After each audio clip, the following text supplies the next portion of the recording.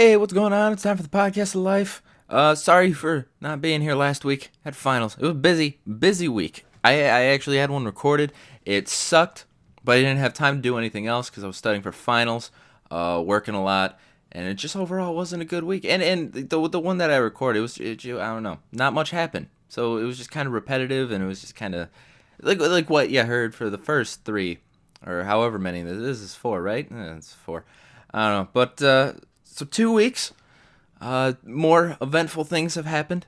So let's just get ranting and roasting. First of all, the finals. I hope everyone had a great final season. I hope it wasn't the worst thing ever. I mean, I only had 3 classes, so I can't even imagine how full time people were. And God bless you if you had that final where it's only like the last thing you learned, where like the final exam's just like a regular exam, not like what most of them are. Where like, okay, you have to memorize what we just learned, what we learned before that, and the very first thing we learned. 2 of the 3 were like that. But I had my history final was just like on like the last 3 chapters that we learned and we covered, so I didn't have to learn everything or go back and relearn anything. Which history is pretty easy because it's everywhere. So just got the Constitution. I don't know. We've been the same thing in history. It's not like math where first grade you start off adding and subtracting, and then like by third grade you're in division, maybe long division if you're like in an Excel class. It's like history has stayed the same. The Declaration of Independence has been the Declaration of Independence from when you first learned about it in first grade to now. So you should get a pretty good idea on that by now. But so yeah, that one was fine. That final was fine. The other two were shit. I had 2 finals on the same day. I had a B in one class and an A in the other class. So immediately I'm studying for the B, because I mean on my A class, on my economics exam, I needed like a 39% or something to maintain an A. So if I can't get a 39%, then I don't deserve the A. So I'm like, we'll just go in there and wing it.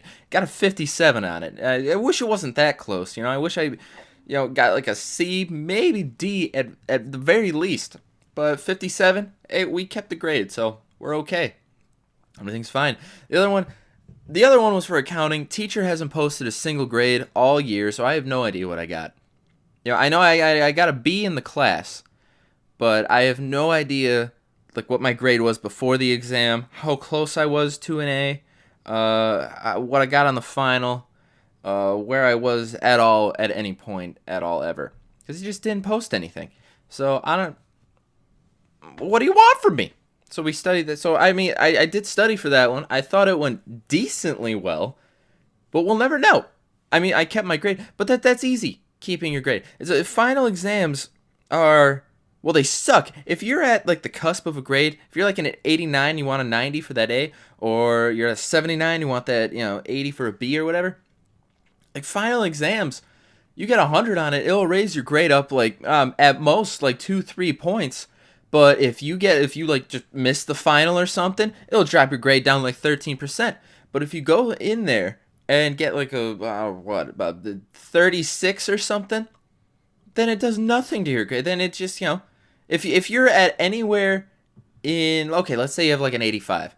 You can get whatever the hell you want on that final, whether it's 100 or it's a 0. You're staying at a B. So what's the point? But I have no idea with this accounting one. No idea where I was. Maybe I could have gotten it if I did well on the exam. Maybe I would have. I don't know. He doesn't seem like the type of teacher to round up though either. So I would get like an 89.99. Nah, that's still a B. I don't know. I don't know what we're gonna do about that. So admittedly, I didn't study for 2 of the 3, but we were really going hard in the paint on that accounting one. So finished, like I said, I only had 3 classes. It was an easy semester. I waited until the Wednesday before classes actually started to actually pick them. So that was a mistake. So by then, all the good teachers were gone, and so like I had to kind of salvage like, okay, well this one's got a good rating on Rate My Professor. We'll do his class, and we'll just hold off on all the rest. So it was an easy one. But if you had like 5 finals, if you were a full time student, and you all had to do those accumulative finals. Oh, God bless you. I don't know how you're still here. I don't know how you're still around. But more power to you, I guess. So that was it. So yeah, that's the finals was why last week didn't happen. But we're here this week. It is Monday. It is Monday the 18th. All right, coming off of the Patriots victory last night in controversial game, very controversial game. Everyone's saying at the very end it was either not a catch or it was a touchdown. But you're kind of forgetting, like, he had control of it at the 2 or the 1. You know, like, he caught it at the 2. Momentum carried him. His knee was down at the 1.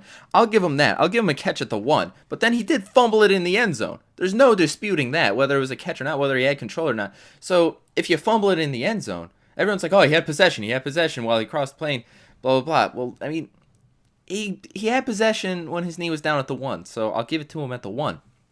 But for people saying that was a good touchdown, no way. And yes, I'm biased because I'm a Patriots fan. But I mean, I'm not saying it was totally incomplete, because that was a completed pass that he fumbled in the end zone. So, like I said, I'll give it to him at like the 2 or 1. But hey, worked out in the favor. That's like the Zach Miller catch. The Zach Miller catch pisses me off because his leg exploded. His leg explodes. He still holds on to the ball. And even in an interview, he was like, I had it. I counted to 4. I set it down. I'm like, that should be long enough. Apparently, it wasn't 4 seconds. We're like, oh, he did not. The ball did not survive the ground or whatever. His leg didn't survive the ground. Did you see that? Did you see what happened to it? It bent like a toothpick. And that is a big man. Okay, that's a big tight end. His legs, there's a lot of meat and bone in there, and joint. Tendon, everything like that. I mean, that's not like a Q-tip or something when you put it on your hand or something and it just starts bending easy. I don't know.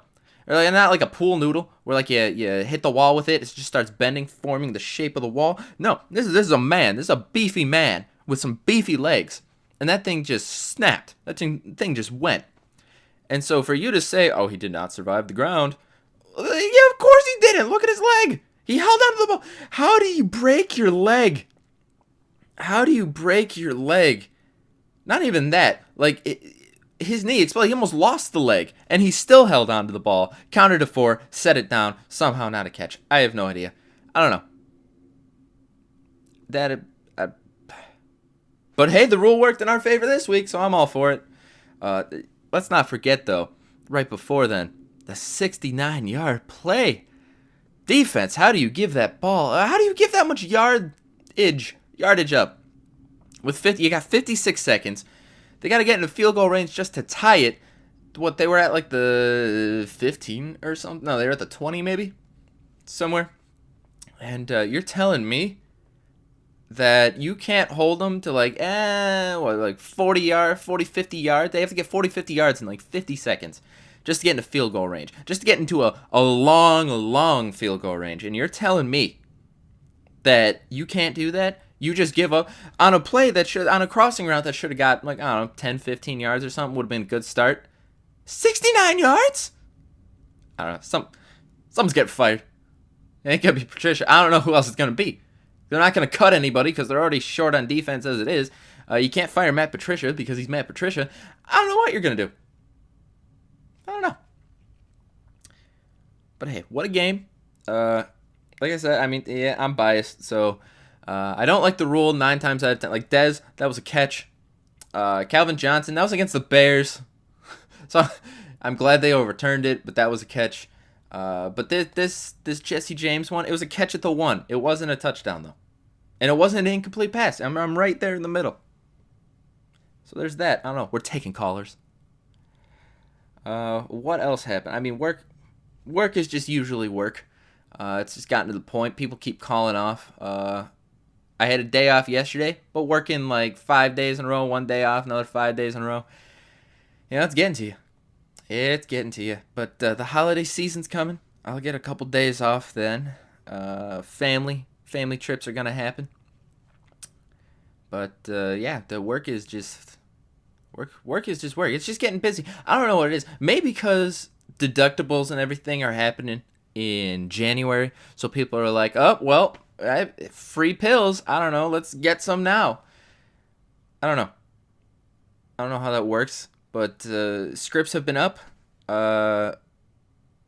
which is weird because I mean our pharmacy is usually dead. It's usually not a fast pharmacy because it's only a pharmacist and then a tech back there, which means it's a pretty slow pharmacy if two people can handle that load with relative ease. But then all of a sudden, everyone and their grandmother just wants to come. Oh, I need that filled. Oh, my kids are sick. That's another thing. When one kid is sick, keep the other kids away from them. I don't know what you're doing. Like, oh, hey, little Billy and little Jimmy, why don't you play together? Have some fun, cough on each other.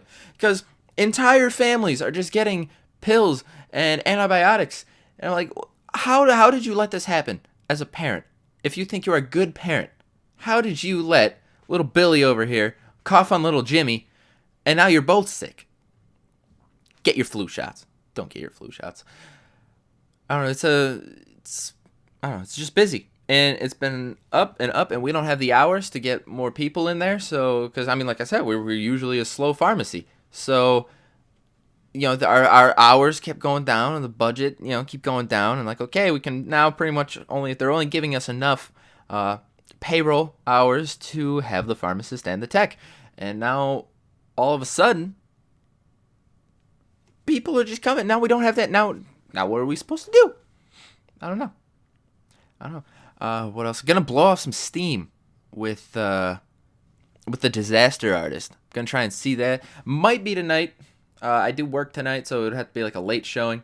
People are probably gonna get turned off by that. Like, I don't want to go that late, but I don't want to go by myself either. I don't want to be that loser.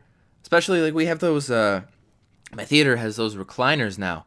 That it's like a two-person. It's almost like a couch, but then it's got like a armrest in the middle that you can retract or fold away or whatever, put up, put down if you don't know the person behind it or if it's not that intimate, if you will. But yeah, so I don't want to be like that one guy just taking up one of those seats, and then like the actual couple has to one has to share with me, and then there's an armrest that doesn't move that they would have to. I don't know how that's gonna work out, but I can't see it by myself. I don't want to be that guy. I don't want to be that loner. But it looks really funny. So I desperately want to see it. First of all, movie's got James Franco and Seth Rogen in it. And I'll give Dave Franco a little bit of credit. I mean, he's not as good. He's not on par with Seth Rogen and James Franco, but he's getting there. All right? He looks good in this movie. They got that. That's a recipe for comedic success already. Because when have they had a bad movie together? They haven't. The Interview, I mean, I don't know why that caused up such a stir. Maybe because of the whole death at the end thing of the North Korean leader. But other than that, it was a pretty good movie. A pretty funny movie. They hate us because they ain't us. Eminem being gay, I don't know. Hector's rectum is real. I mean, that's a good movie. I liked it. Pineapple Express, that's a comedic classic. Or that's a 21st century classic. This Is the End was unique. It was a good one, I thought. So, it's a recipe for success. What are you gonna do? And I mean, another thing. Have you seen the movie it's based on? It's based on making the movie The Room. That's the worst movie ever, but the greatest cinematic experience ever. Because it is. I mean, it is this. Everyone calls it the Citizen Kane of bad movies, and that's exactly what it is. Because nothing went right in it. The acting is terrible. The writing is terrible. The directing is terrible. There are entire scenes where everything's just blurry because no one bothered to check the lens or no one bothered to check anything about it. Like, oh, is the lighting good? I don't know. The person who stars in it, who also wrote it, doesn't remember his own lines, so he's reading off cue cards half the time, which I find hilarious. So he's just like looking off the screen or whatever, you are tearing me apart, Lisa. Okay, and then phone it in, take a couple more takes, and then you finally got it. And some of the lines are so simple, and it's amazing that some of those scenes took like 50 takes to do. And that's what this movie's about. It's about making the thing. And so I mean, the movie, The Room. The actual Room movie, not the good one with Brie Larson from like 2 years ago, or whatever. No, The Room, totally different movie, totally different. That one is just hilarious. That is hilariously bad. I mean, you see it like on a Sci-Fi Channel, movies on the Sci-Fi Channel, or movies like on Hallmark or anything, those made-for-TV ones that are so bad that you just can't watch them. This is so bad, like incredibly bad, that you want to keep watching to see, is there any redeeming quality about it? Is there anything that is going to, like, it can consistently stay this bad? And to tell you the answer, spoiler alert, yeah, it can be that bad the entire time. It's just hilarious. Even like the little things about it. Like he goes into or any room that that is in that movie. If you look at the picture frames in the background, it's just pictures of spoons. I have no idea why. Not family members, not scenic vacations or anything. It's just pictures of spoons, which I find hilarious. And there are screenings all around the country, the good old US of A, that they'll screen it. People will just bring plastic spoons, and every time they see a spoon on screen, they'll throw spoons at it. Does it make sense? Absolutely not, but it's hilarious. Spoons! All over! I think that's hilarious. I mean, it's kind of like what I want to do.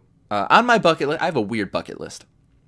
But on my bucket list, when I got my own place, when I'm set, when I am rich and famous, whatever, my house, my own house, not even sharing with a roommate or anything, my own wonderful, let's be honest, it's probably going to be like a studio apartment or something, something small.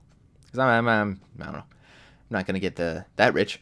But my dream is just to have, picture frames all over and whatnot, but just leave like the default image in there. You know how like you get a picture frame and it'll have like a nice couple on the beach or something, or like a nice Asian family, a little black boy. That's what I just want to keep those in there. So like, from afar, as soon as you walk in, oh wow, there's a lot of pictures. And you can get closer. John, who's this Korean kid down there? I don't know. He came with the frame. I think that would be hilarious. Or just have like a nice couple on their honeymoon in that little default image with like the price tag, not the price tag, the barcode in the bottom right hand corner. Just be like, who's this couple vacationing? Hell if I know. I don't know. Like I said, I got a weird bucket list. I think that would be hilarious though. So The Room, The Disaster Artist. We're gonna try and see The Disaster Artist as quick as possible. I think that's gonna be a hilarious movie. Because I mean, it's got a great subject, great people in it, and overall, I don't know. I think it's just gonna be a great time, and it's getting great reviews too. That's another thing. I mean, you would think that a Seth Rogen James Franco movie wouldn't be as highly rated. I mean, Metacritic doesn't give it a great score. Well, I mean, it's like a 76 out of 100, which isn't bad, but that's like a C+. But then, like on IMDb, like the fan reviews and everything, just 9s, 10s. Overall average, I think, is an 8.2 right now. So it's better rated than Star Wars. So boom, this movie's gonna be better than Star Wars. Bold statement, but we're going with it. Oh, the holiday season. I don't know why my family likes to spring clean in December, but that's what they're doing. They were cleaning out the basement, and they're just trying to chuck all this stuff. My dad is an old person. My dad is a very elder man, and his father was obviously an elder man. I think Grandpa was born like 1919 or something. Is that true? Okay, simple math. My dad was born in 49, and so somewhere around there. I mean, he's an old guy, and so they have all this stuff that like is antique, that is retro, that you could probably sell for a pretty penny, that my dad just wants to like, oh, we'll throw it out. That's fine. Like he has speakers from like when speakers were first being invented. He has a straight up like 70s, 80s little boom box. That thing's awesome. That thing looks exactly like you would be carrying around listening to Will Smith in West Philadelphia. Like it looks like if you were to look up like a clip art or something, or like stereotypical 80s or 70s boombox, that is exactly what pops up in pristine condition, not a speck of rust, no dust, no dirt. It's just pristine. And he's like, well, gonna have to get rid of it. No, that's something you want to keep. Our crawl spaces aren't even that filled with anything. You can keep that there. You can just keep it in the crawl space. I've seen some dirty crawl spaces where it's like, I can't get anywhere. I can't make heads or tails of this situation. Ours is relatively, minus the spider webs, minus the dust and everything. It's relatively empty. And so that is something you want to keep. That thing probably already now has value. But imagine down the road, like 20 years from now, the thing's going to have hella value. And it probably still works great because that thing was top of the line of its day. I mean, I'm not saying it's going to be like, grade A 21st century quality, but that thing should be well passable. It's got an aux cord. It's got a cassette player. Those are making a comeback. I know at work we sell cassette player like adapters that you plug into your phone. So this thing's gonna be great. This thing's gonna be. It's gonna pay off my my college tuition pretty soon. It's gonna be so retro. Another thing, he's got guitars from like the '60s. My grandpa died in '69. He bought them, so they have to be before then. So 68 to previous to before then. And these things, guitars, also in perfect condition, not a scratch on them.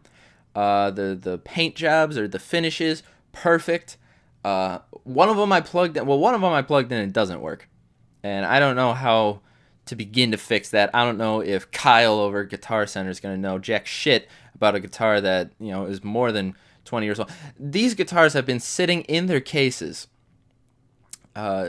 since anyone who works at Guitar Center has been alive. Like, I know for a fact one of them hasn't seen the light of day. It has been sitting in that case since I was still in my dad's balls. Without a doubt. I'm 20 years old. That thing has not been outside of its case, outside of the crawl space in 20 years. Guaranteed. The other one we had out a couple times. That's the one that doesn't work, ironically enough. But the other one, plugged it in, works absolutely fine. Might need a new fret job on it. Definitely some new strings, because those things are just pretty much rust. He's got a mandolin, too. He's just, I don't know. There's money to be had in our crawl space. I mean, just the technology and everything, just like that they took, like, okay, this is just your standard. Like, it's kind of like the best case scenario in Storage Wars, where you open up the thing and you're like, okay, I don't know what we're gonna get out of this. And you open up all the boxes and it's got, just valuables or retro music equipment and everything. That's exactly what's going on in our crawl space. It's incredible. The amount of money. And like my dad just threw out suitcases, like the straight up from like the 50s, like where it doesn't have wheels on it. He ain't no bitch. He can carry his own luggage. He doesn't need the ground to roll it up on. This has got the handle, and it's like one of those hard suitcases that you see like the 50s businessmen, with the little top hat and the trench coat and everything, and a little briefcase and everything. It's almost like that. He just got rid of those. Those might have been worth something. Those were in good condition too. There must just be a magic essence, if you will, in our crawl space where nothing has eroded, corroded, or exploded. Because everything in there, we just pull it out and it's brand new. It's just like a time capsule. I don't know, but so they were cleaning out a lot of that stuff. They made me clean, or they wanted me to clean some of the stuff up. Like, I'm not a hoarder. I'm lazy, so it looks like I am. But like, I can. My room's a mess right now. I could clean this up and it would look fine in, I don't know, like an hour or two. But my dad builds shelves all over. We got the crawl space and everything. And he's like, okay, everyone's gonna get equal amounts. So you're gonna get a couple shelves here. You're gonna get this much in the crawl space. Yada yada. To which me and my sister, for that matter, take up a combined maybe 25%. So if we were splitting this up equally like they wanted to, like let's say there were 4 shelves, I would get a shelf, sister would get a shelf, mom would get a shelf, dad would get a shelf. 25% even. To which combined, we probably only take up 25. So the parents get 75%, and somehow we still have too much. Like, I remember one time my dad built shelves down the basement, and he's like, okay, everyone gets there are 4 shelves. Everyone's gonna get, you'll get the bottom of the 2, or like there were 8 shelves total. You'll get the bottom 2, middle 2, top 2, whatever, yada yada. And so like after like a week, I noticed, my dad's stuff started creeping onto my shelves. I'm like, what are you doing here? He's like, oh, you're not using it. I'm like, this was not the rule. This was not the rule. All right, everyone gets an equal amount of shelvage. Okay, and then after like a month, it's like, oh, you need to go through your stuff. You're just taking up way too much space. I'm like, I haven't even used my shelf space, let alone my space in the crawl space. Like, if I want to keep my Legos out here that I'm never gonna play with again, that's my decision. Yeah, I might never touch those things ever again, but it's still taking up my space, my area. And is it protruding into yours? Absolutely not. Are you protruding into mine? Absolutely. So what is this?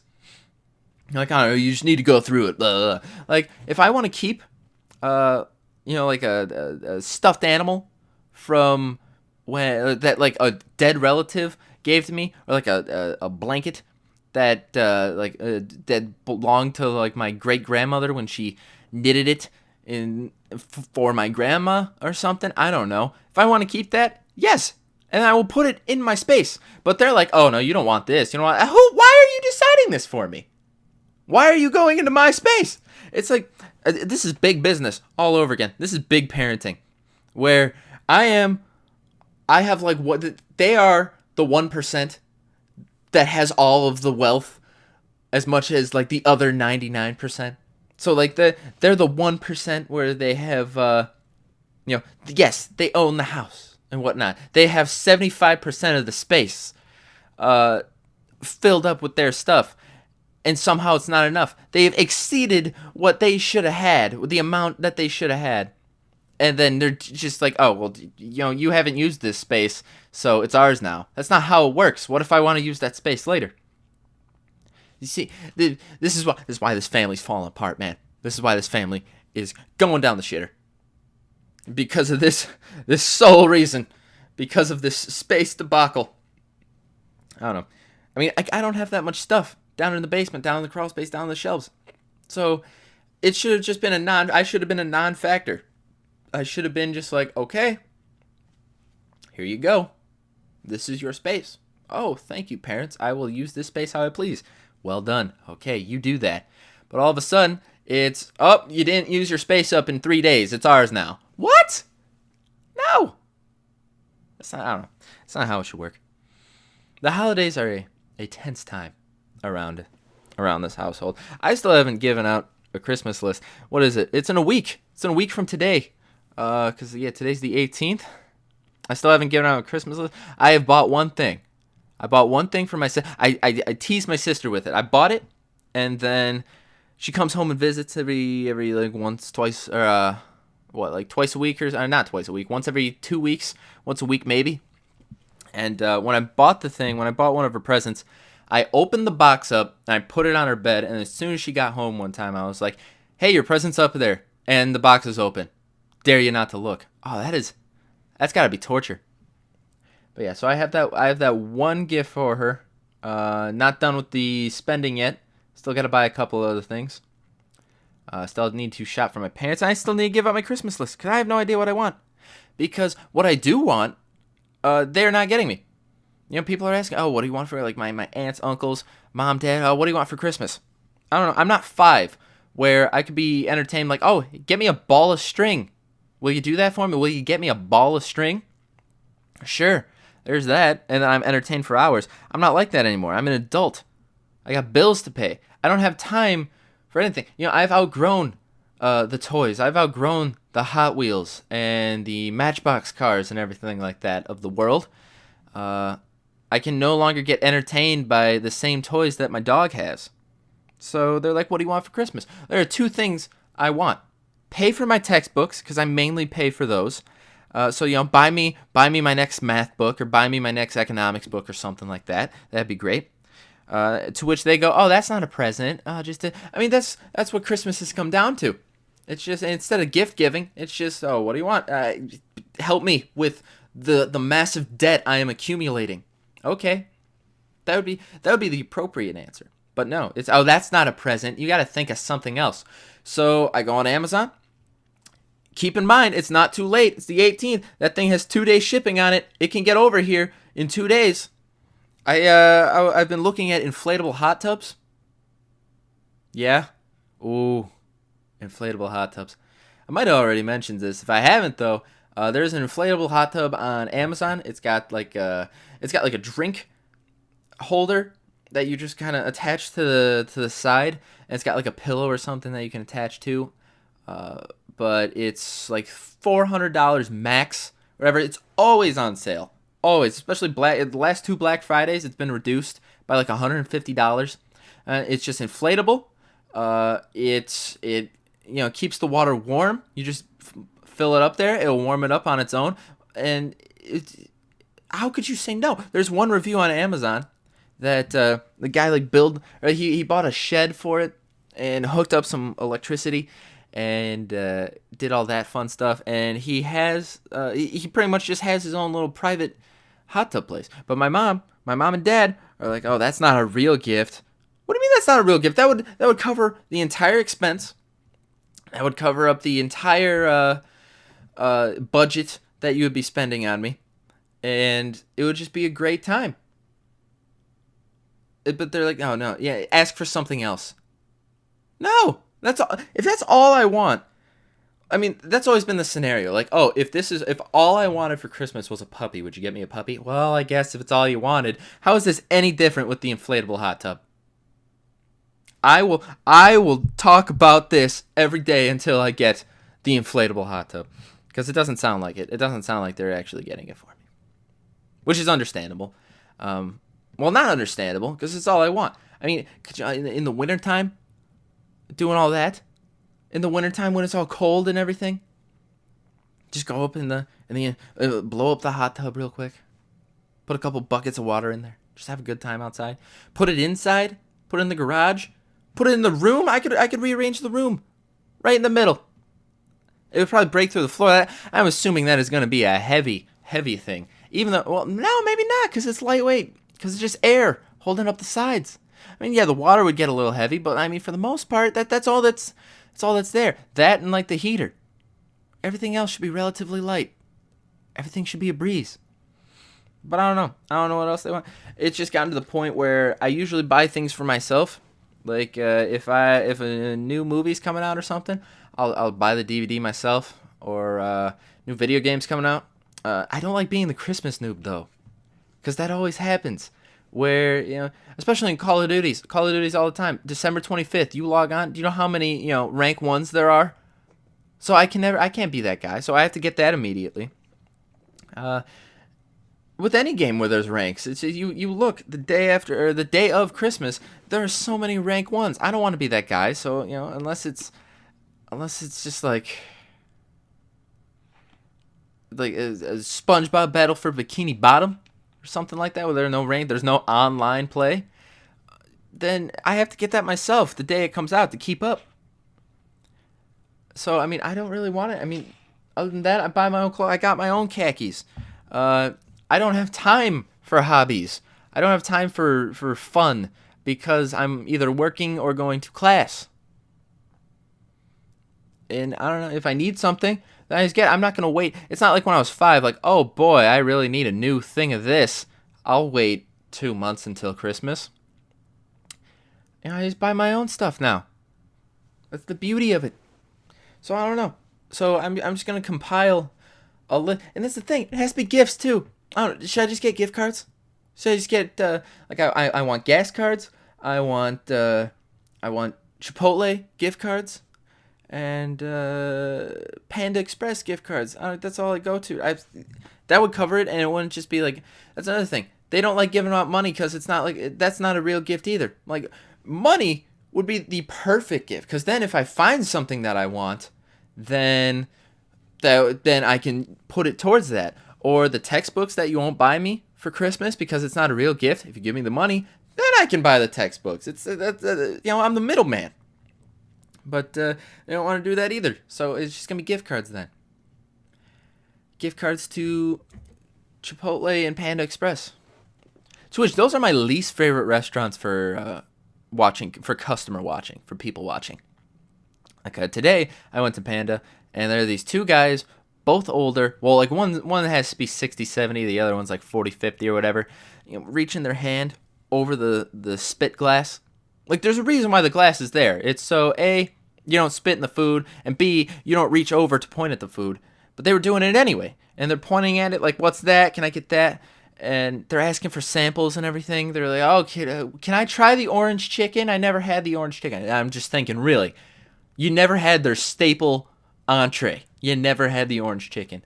And he's like, yeah, no, I wanted something that was chicken. I just didn't know if you had chicken here. Really? You didn't know that they had chicken here. Orange chicken, sweet and fire chicken, chicken egg roll. Yeah, what do you mean they don't have chicken? Chicken teriyaki. Half of their little smorgasbord out there is chicken products. They're like, oh, I want this. And they're loading up on the samples to the point where they're not even hungry anymore. Where it's like, okay, I tried the teriyaki. Can I try the egg roll? Can you just put that on a toothpick for me to try? No. Do it anyway. And it's, I don't know. There's annoying people. Happens at Chipotle too. Like, oh, what is this?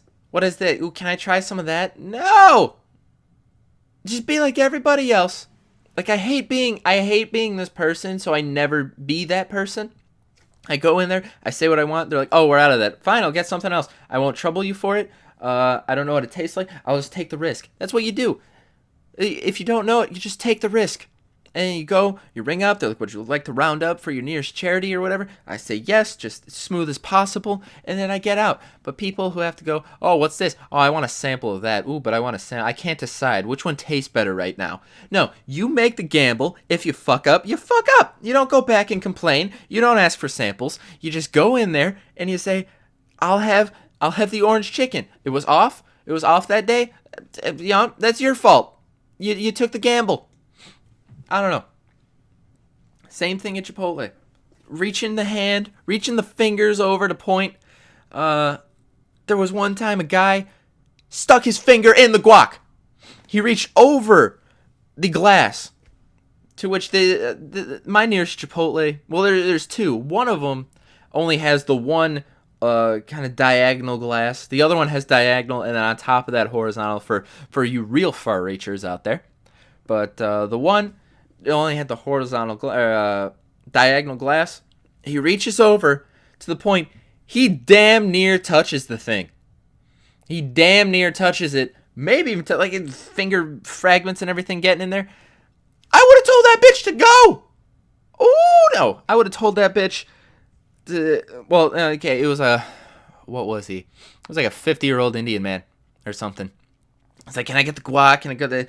And the I don't know. They're like, sir, we're gonna have to ask you to not do that. We're gonna have to ask you to put the finger on the other side, on the customer side of the glass. I would have been like, bitch, get the fuck away from this food right here, you contaminating pile of shit. I would have thrown the guac right at him. I'm just getting angry. Now. I don't know. That's we've had enough fun. I gotta go to work. I'm gonna be late just because I'm ranting to myself right now. So I'm gonna call it there. So sorry for the last week. We should be back on regular schedule. Maybe I won't upload one next week because it's Christmas. If I can find time, I will. But I think I work Christmas Day too. Ooh, in the morning. If I can find time, I will. But this is fair warning ahead of time. There might not be one next week either. It's this holiday swing, and right after that, right after New Year's and everything, there's gonna be that whole there's not another meaningful holiday where I would take it off or not record a podcast for like another 6 months or something. So a little buffer zone right now, but then it will improve later. So that's gonna do it for me. Then I gotta. Oh my God, time just keeps rolling. I gotta go to work. So thank you so much for listening. I will talk to you guys in the next one. Bye bye now.